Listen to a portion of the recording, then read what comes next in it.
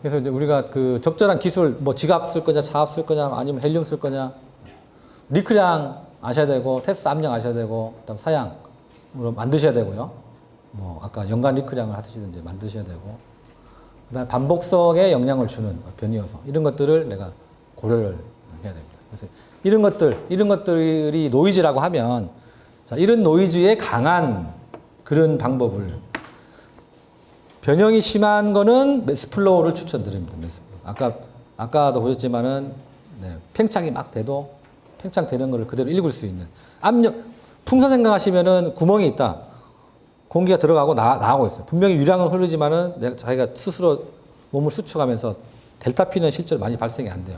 그래서 이런 것들을 자, 고려하셔가지고 그런 노이즈를 최소화할 수 있는 방식을 찾으셔야 됩니다. 제가 말씀드리고 싶은 게 지갑보다 차압이 좋습니까? 절대적인 건 없어요. 이제 좋으면은 안 좋은 것들은 뭐 단지 그러면은 가격이 싸서 그렇지 않습니다. 저희는 차압과 지갑 디텍터 차이 가격이 별로 안 납니다. 거의 안 납니다. 그래서 가격 문제가 아니고 그거는 그 어플리케이션에 맞는 그런 장비를 이제 선택을 하시는 거고, 무조건 감도만 가지고 무조건 차압보다 매스플로가 좋으니까 매스플로 분명히 좋죠. 왜냐하면 뒤에 개발했기 때문에 이유가 있으니까 개발된 건 분명히 맞는데 각각의 어떤 최적화가 필요하다. 무조건 매스플로가 좋은데 내가 가격을 2배를 주면서 매스플로 살 거냐, 뭐 이런 문제인 겁니다. 결국은. 그래서 리크 테스트 기술은 지금 스몰 물에 넣는 거, 그 다음에 에어리크, 그 다음에 헬륨 뭐 이렇게 되어 있습니다. 에어리크에서 뭐 가압 뭐 이렇게 막 나옵니다. 저희가. 요게 뭐 제 첫 장에 나와도 상관없는 건데, 리크 테스트 저희가 분류한 거예요. 이게 어떤 뭐 리크 테스트 학술 회의가 있어도 뭐 이렇게 다 하는 건 아닌데, 그래서 버블 체크에는 물에 담그거나 비눗방울 뿌리거나, 에어리크에 크게는 자, 압력 방식을 쓸 거냐 아니면 매스플로 방식을 쓸 거냐. 압력 방식에 지갑과 차압으로 나눠지는 겁니다. 그다음 매스플로 방식에도 내가 다이렉트 밸브를 닫지 않고 공기를 계속 공급하는 방식을 쓸 거냐, 아니면은 내가 공기를 어떤 통에다 담아놓고 이쪽에서 흐르는 걸 찾을 거냐, 비교식. 나온 순서는 얘가 가장 최신 기술로 보시면 돼요. 그래서 가격도 가장 비싼. 그 다음에 쭉 그어서 헬륨 리크, 기타는 그냥 기타고요. 이렇게 크게는 3가지죠. 그래서 헬륨에는 다시 내가 지금처럼 대기 중, 지금 저희가 만든 거는 대기 중에서 테스트 하는 거예요. 대기 중에서 테스트 할 거냐, 아니면 제품을 챔버에 집어넣고 할 거냐. 그래서 저는 구분을 대기 중 방식과 챔버 방식, 이렇게 구분 안 하시는 분도 있습니다. 그래서 2개 나눌 수가 있고요. 대기 중에서 하는 게 내가 탐침봉을 쓸 거냐, 헬륨을 뿌려가면서 할 거냐. 그 다음에 챔버에 넣는 것도 챔버의 진공을 많이 확 뽑을 거냐, 챔버의 진공을 안 뽑을 거냐. 이렇게 나옵니다. 이것도 이거는 뭐 최신 기술보다는 가장 미세한 리크를 정확하게 찾을 수 있는 방식이 바로 요겁니다. 저희가 요거는 요거는 센싱하는 방식이고요. 요거는 내가 이제 구성을 어떻게 하느냐. 제품에다가 압을 바로 넣고 하는 거. 물이 위에서 밑으로 떨어지는 거, 업스트림이라고 그러죠. 그래서, 압력 강화 방식. 대부분 요거죠. 요게 있고, 요거는 물이 떨어지는 게 아니고, 제품에서 여기로 새 나오는 거예요. 물이 거꾸로 올라가듯이. 그래서 이런 것들을 다운스트림, 뭐, 프레셔 게인, 제품을 챔버에 넣고, 지금 요거는, 요거 크게 상관없는 겁니다. 챔버에 넣고 압을 가하고 새 나오는 놈을 센서가 챔버로 새 나오는 놈을 하는 방식. 이 방식이 이걸로 이제 보시면 되죠. 그 다음에는 제품에 압을 넣을 수 없는 뭐 참치 통조림 이런 것들. 이런 것들은 핸드폰, 핸드폰. 아니면 배터리 이런 거. 챔버에 집어넣고 그냥 요거는 가압을 안 하는 거죠. 챔버를 집어 그냥 뽑는 거예요. 그 다음에 챔버 얘하고 비슷해요. 어떻게 보면은 이렇게 하는 방식. 장시간 들어주셔가지고 감사합니다.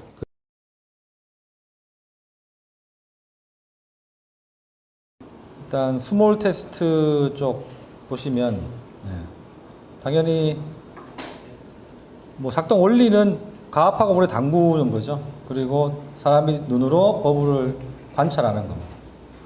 아쉬운 거는 사람이 관찰한다는 거죠. 이거를 기계적으로 카운팅하는 거는 거의 불가능합니다. 그 다음에 스몰하고 비슷하게 그냥 물에 담그지 않고 비누물을 도포하는 뭐 그것도 비슷한 감도라든지 그걸 봤을 때 비슷한. 그래서 도포 방식은 보통 뭐 리크 위치 찾을 때 많이 쓰고요. 여기 보시면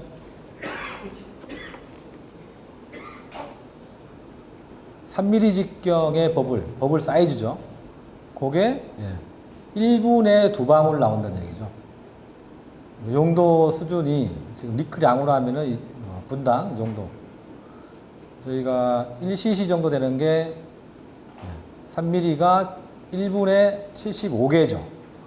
그래서 1초에 한 방울 정도 3mm 직경 공기방울 정확하게는 공기방울이 폭폭폭 나온다. 1초에 한 방울 정도. 그게 대충 그게 한 1cc다 이렇게 보시면 돼요. 정확하게 계산하시면 나오는데 75니까 정확하게 1cc는 아니지만 대충 감일 내가 리크레이터 1cc다 어느 정도냐 1초에 한 방울 나온다. 실제로 이제 이런 말씀을 드리면 저희가 이제 에어리크라고 하는 게 거의 한 개를 1cc로 봅니다. 1cc 분당 1cc. 그 다음에 0.1에서 1cc는 특수한 경우 체적이 작다거나 시간을 충분히 준다거나 이제 이런 경우에 그런 영역에 들어가고요. 그래서 그러면 0.1cc 이하는 에어리크라고 하는 걸로 찾기 힘들다. 그러면 0.1cc라고 하는 게 엄청나게 미세한 거네요. 근데 1cc가 1초에 한 방울이라 그러면 0.1cc도 지금 보시면 그죠? 1분에 10개 정도 나오는 거죠. 그러니까 꽤 나온다고 볼 수 있어요. 조금 있다가 탁탁 나오는 수준. 분명히 그거 리크인데 왜 리크 테스트가 그거를 그 이하를 못 찾냐? 근데 앞에 말씀드린 그런 이유고, 여기서 앞에 걸 다시 말씀드리면 우리가 공기에 대해서 그런 거지 물에 대한 게 아닙니다. 이거. 물 속에 공기가 나오는 걸 보는 거죠. 그게 이제 혼돈을 하시면 안 된다. 스몰 테스트가 뭐 제가 사라져 가는 이유 뭐라고 했는데, 위에 아까 그 감도 구문을 다시 보시면 버블 테스트가 우리가 말하는 뭐 매스플로우 이런 지갑 하물며 차압식 매스플로우보다 더 높습니다. 이만큼 감도가 높은 거죠. 당연히 아까 뭐 금방 설명드린 그런 이유죠. 그래서 그러면 스몰이 더 낫네.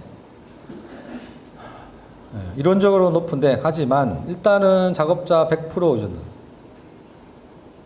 스킵할 수가 충분히 있고요. 수치화할 수 없기 때문에 당연히 뭐 통계 공정 관리를 할 수가 없죠.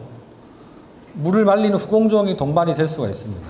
요거는 작업 환경을 오염시키고 시킵니다. 뭐 겨울에는 굉장히 뭐 춥고 이럴 수도 있습니다.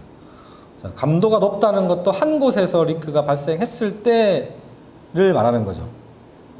아까 뭐 1초에 한 방울, 10초에 한 방울, 근데 1분에 한 방울 나오는 건 못 찾는다. 근데 1분에 한 방울 나올 수준, 뭐 10초에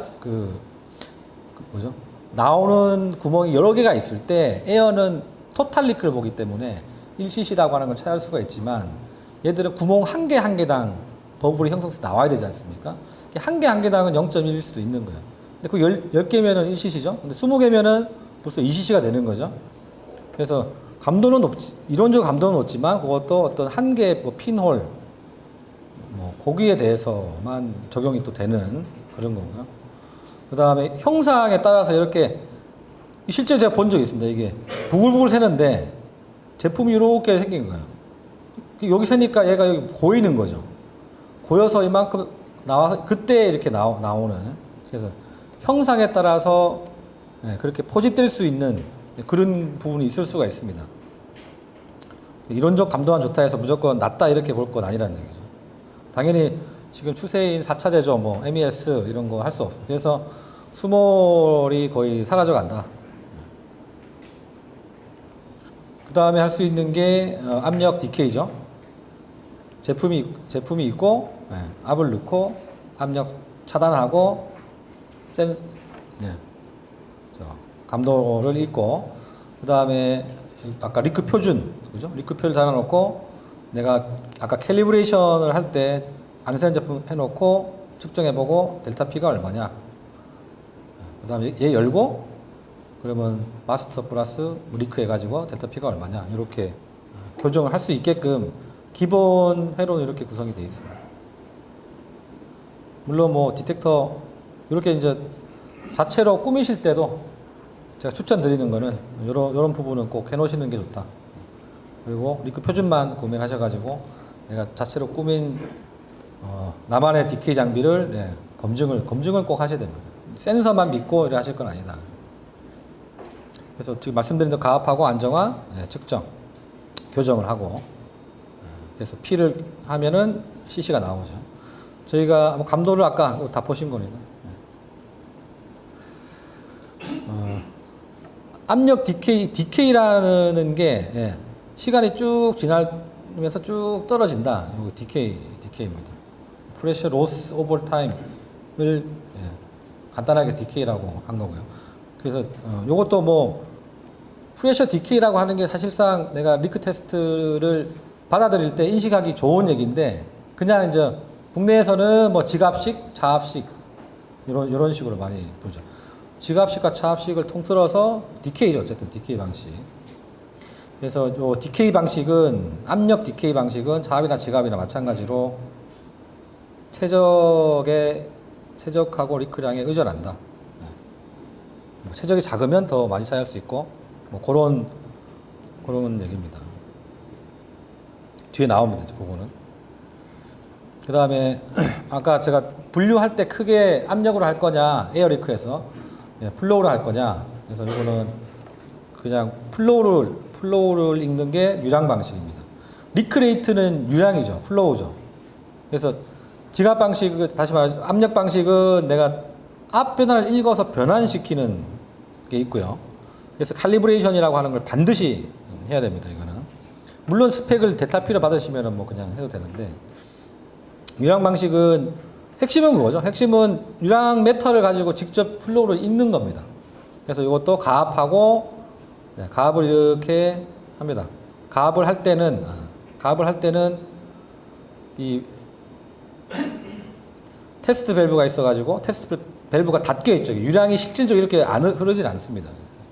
그 다음 가압이 끝나면 바로 닫히고 열리면서, 그러니까 가압이 끝났다는 얘기는 지금 플로우가, 이 압력은 일단 다 안정이 된 거죠. 1바만큼 다 올라가. 급격하게 이제 플로우가 많이 안 지나가는 상태에서 이게 열려가지고 리크가 새 나가면 이만큼 더 보충을 해주는 이 양을 이제 읽는 겁니다. 그래서 그냥 봤을 때 디케이 방식, 압력 디케이 방식은 안정화라고 하는 구간이 있고, 얘는 안정화가 없습니다. 안정화가 끝나는 끝부분이 바로 리크량입니다. 이거는 계속 양을 읽는 거기 때문에.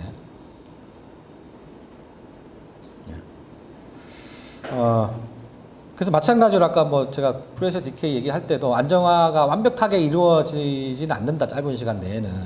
그래서 플로우도 테스트가 제로 제품을 내가 꼽아놓고 쭉 했을 때 제로가 나올 때까지 왜 제로가 안 나오죠? 그렇지 않아요. 마찬가지의 현상들이 생기기 때문에 완전한 유량 제로가 얻어지지는 않습니다. 그래서 감도는 뭐 여기서 이제 1 돼 있는 거는 요거는 어떤 뭐 조건에 따라서 좀 틀려집니다. 여기서는 저희가 특별히 이제 유량 테스트라고 부르는 경우가 있고, 이런 매스플로우 장비 가지고 리크 테스트라고 부르는 경우가 있는데, 같은 거죠. 같은 얘기인데, 그냥 통상 리크 레이트가 큰 거를 유량 테스트라고 해요. 그래서 내가 밸브를 테스트하는데, 이 밸브는 분당 뭐 10리터가 나가야 돼. 이런 거. 그런 거를 유량 테스트라고 하는 거죠. 리크가 아니죠, 이거는. 그래서 그런 뭐 견지에서 어떤 뭐 이런 감도를 지금 그 정도 유량을 측정하려면은 미니멈 감도는 이 정도 나온다는 얘기고요. 이 보시는 요게 매스플로우 센서입니다. 압력, 그 다음에 유량, 아까 세 개 구분할 때, 그 다음에 헬륨이죠. 그래서 헬륨은 국내에서 통상 많이 부르시는 것 정확하게 하면은 트레이서 가스, 추적 가스, 탐지가 가능한 가스를 쓴다는 거죠. 꼭 헬륨을 안 써도 됩니다. 그래서 수소를 쓰는 경우도 있어요. 근데 뒤에도 나오고. 그래서 그런 통칭해서 냉매 가스를 직접 하는 경우도 있고, 트레이서 가스 리크 테스트라고 하고요. 요거는 뭐 많이 대중화 보편화된 건 아니기 때문에 저 말고도 다르게 이제 구분할 수도 있겠지만, 대충 저는 아까 말씀 대기 중에서 하는 방식 2개, 그다음 챔버에 넣고 하는 방식 2개, 이렇게 나눈 거죠. 이렇게 나눠지고, 얘는 감도 밑으로 가면은 감도를 높이는 거예요. 이렇게 밑으로 가면은.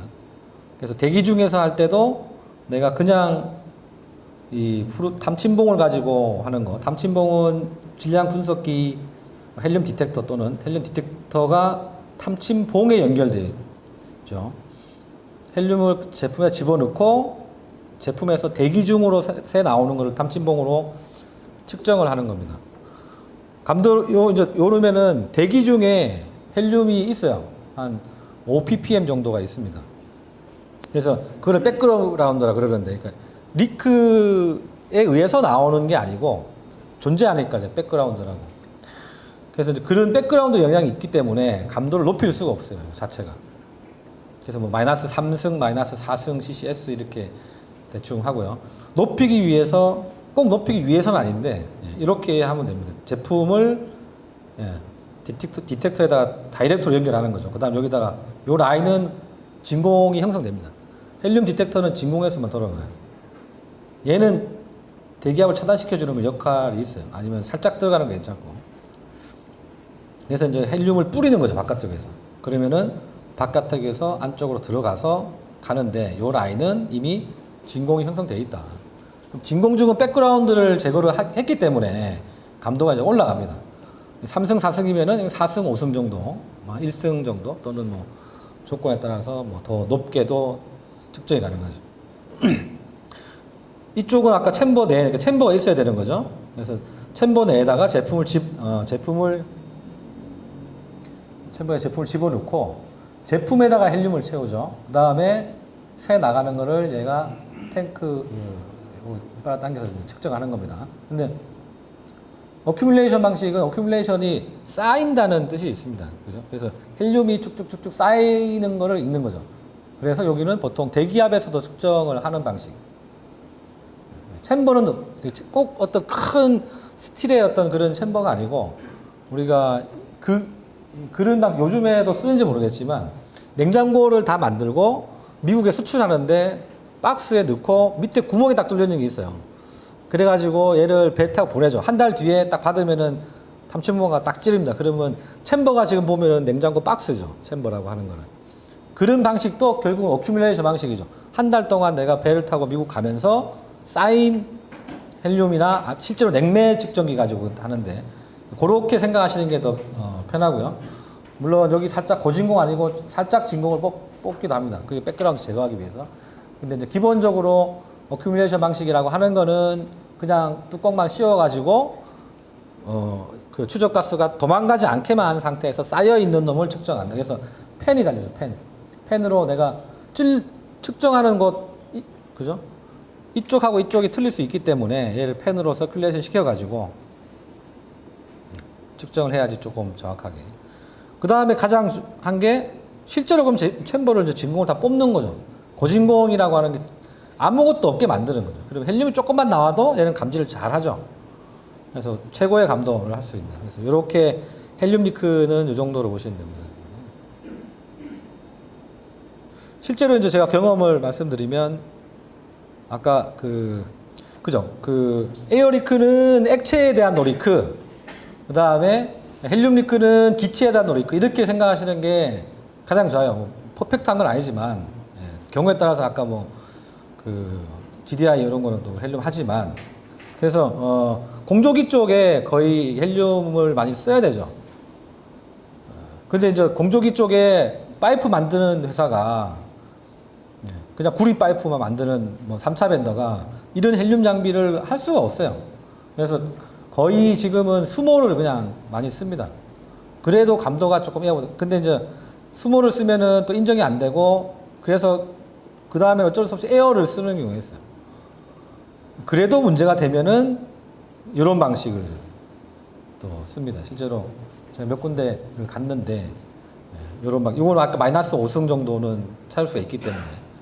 근데 여기서 제가 말씀드리고 싶은 거는 정량적으로 측정하는 방식은 얘고요. 얘도 아주 정량적이잖아요. 어쨌든 대기 중에서 하기 때문에.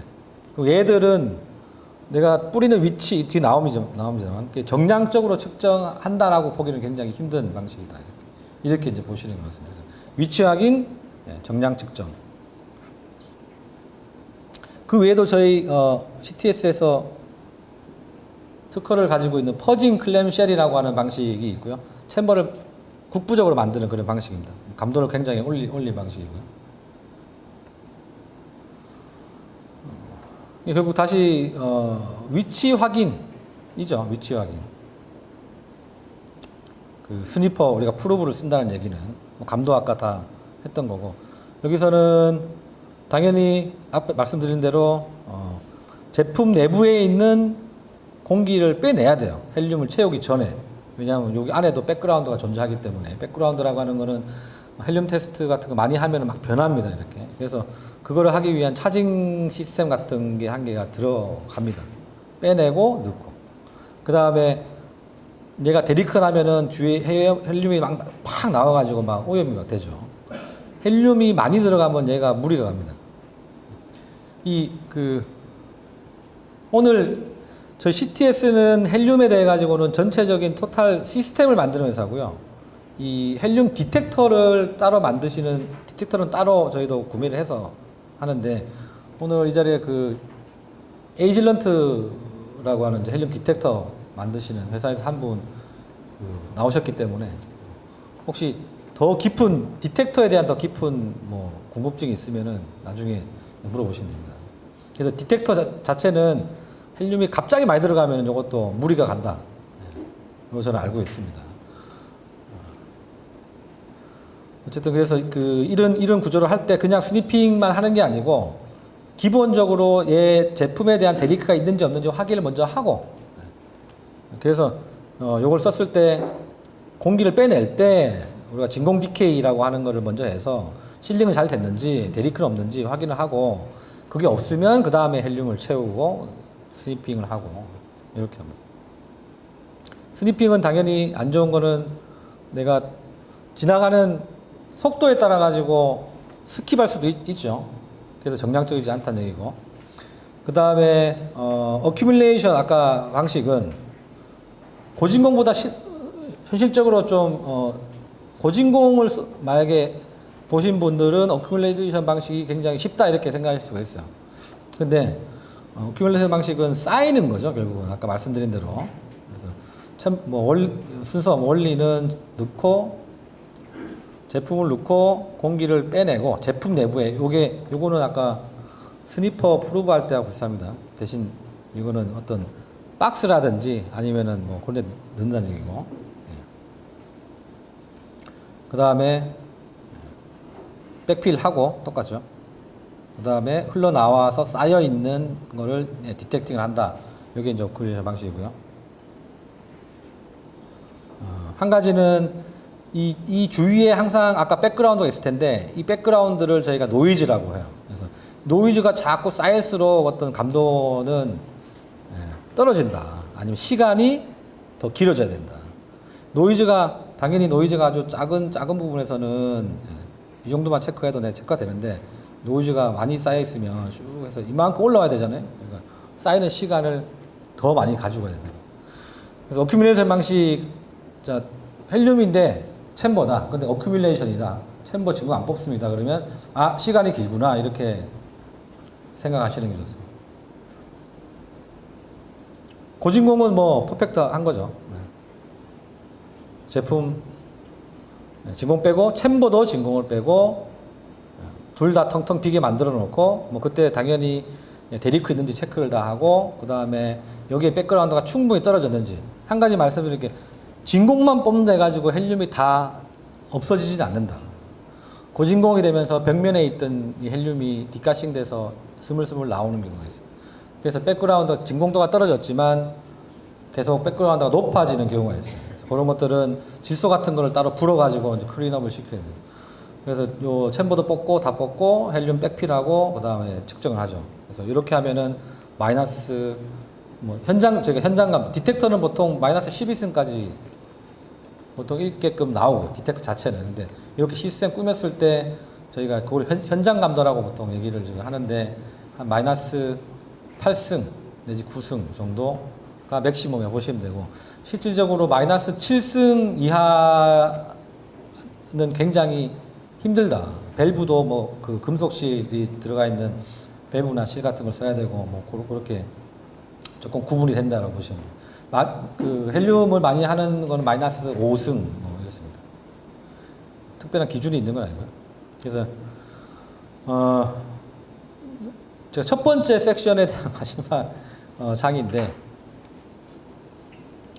우리가 뭐 리크레이터 정하고 왜 반복성이 안 나오는지 또 이론적인 고찰도 해야 되고 제품의 특성도 알아야 됩니다. 네. 그 다음에 어떤 방식들이 있는지 보고 내 제품의 특성과 그 매칭이 잘 되는 디텍터 기술을 선정을 해야 되죠. 그래서 다 내가 했다 하더라도 반드시 중요한 게 교정, 시스템을 교정하고 이 교정을 또 검증을 하도록 꾸미셔야 된다. 내가 장비를 꾸며서 설치할 때만 뭐 이렇게 하면 안 되고요. 중간중간에 내가 이렇게 검증할 수 있는 그런 이런 교정기, 헬륨도 마찬가지입니다. 그 다음에 칼리브레이션을 쉽게 할 수 있게끔 그렇게 이제 하셔야 된다. 헬륨에서도 요건 오리피스는 아니고요. 통 안에 헬륨이 들어가 있고요. 일로 이제 헬륨이 나오고요.